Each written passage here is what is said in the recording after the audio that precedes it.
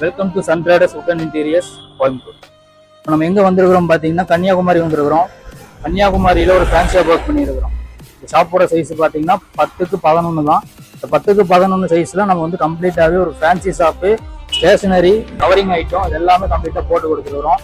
வாங்க இது எப்படி பண்ணியிருக்கிறோங்கிற பார்த்துக்கலாம் வாங்க. ஸ்டார்டிங்கில் பார்த்தீங்கன்னா நம்ம ஒரு 8க்கு 4 சைஸில் ஒரு டிஸ்பிளே ரேக் கொடுத்துருக்குறோம். ஃபுல் அண்ட் ஃபுல் கம்ப்ளீட்டாகவே டாப்லேருந்து பாட்டம் வரை கம்ப்ளீட்டாக கிளாஸ் கொடுத்துருக்குறோம். இந்த கடை ஃபுல்லாக ஃப்ரண்ட்ல வந்து பார்த்தீங்கன்னா நம்ம வந்து கிளாஸ் பார்ட்டிஷன், அதாவது வெளியே வந்து பார்த்தீங்கன்னா நம்ம கம்ப்ளீட்டாக கடை வந்து ஃபுல்லாக அண்ட் ஃபுல்லாகவே டிஸ்பிளேவாக இருக்கும். பார்த்தா எந்த ஒரு டஸ்ட்டுமே உள்ள போகாத மாதிரி பண்ணி கொடுத்துருக்குறோம்.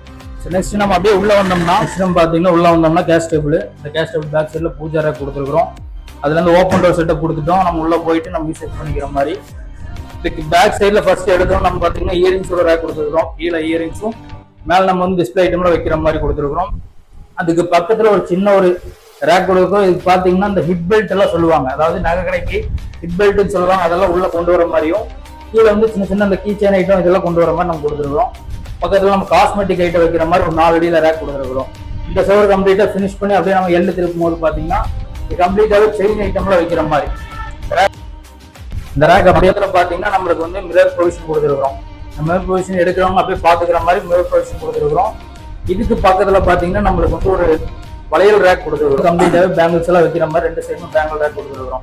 இந்த பேங்கிள் ரேக் ஃபினிஷ் பண்ணதுக்கப்புறம் அப்படியே நம்ம எல் கவுண்டர் அப்படி திருப்பணும்னா அப்படியே நம்மளுக்கு வந்து பார்த்தீங்கன்னா நம்மளுக்கு வந்து ஸ்டேஷனரி ரேக் வர மாதிரி, ஸ்டேஷனரி ஒரு ப்ரொவிஷனில் வர மாதிரி அதில் வந்து நோட்டு புக் ஐட்டம் மற்றதெல்லாம் வச்சிருக்கலாம். இதுக்கு பக்கத்தில் பார்த்தீங்கன்னா ஒரு சின்ன ஒரு வெல்வெட் ரேக் கொடுத்துருக்கோம். இது வந்து அவங்களோட நெக்லஸ் ஐட்டம், இது வந்து பெரிய பெரிய ஐட்டம்லாம் வைக்கிற மாதிரி, நெக்லஸ் ஐட்டம்லாம் வைக்கிற மாதிரி கொடுத்துருக்குறோம். இதுக்கு ஃபினிஷ் பண்ணி எடுத்தோம்னா அப்படியே நம்மளுக்கு பார்த்தீங்கன்னா ஒரு வால் ரேக், அதாவது வாலில் ஃபிக்ஸ் பண்ணி கொடுத்துருக்குறோம்.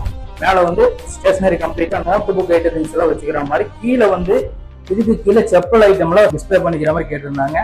ஸோ ஹூக்கு கொடுத்து இந்த ஹூக்கும் நம்மளுக்கு வந்து அட்ஜஸ்ட்மெண்ட் டைப்ல நவுத்திக்கிற மாதிரி இருக்கும். இந்த ஹூக்கும் கொடுத்துருக்குறோம். ரொம்பவுமே கம்மியான சைஸ் தான், 10க்கு 11 சைஸ் தான்.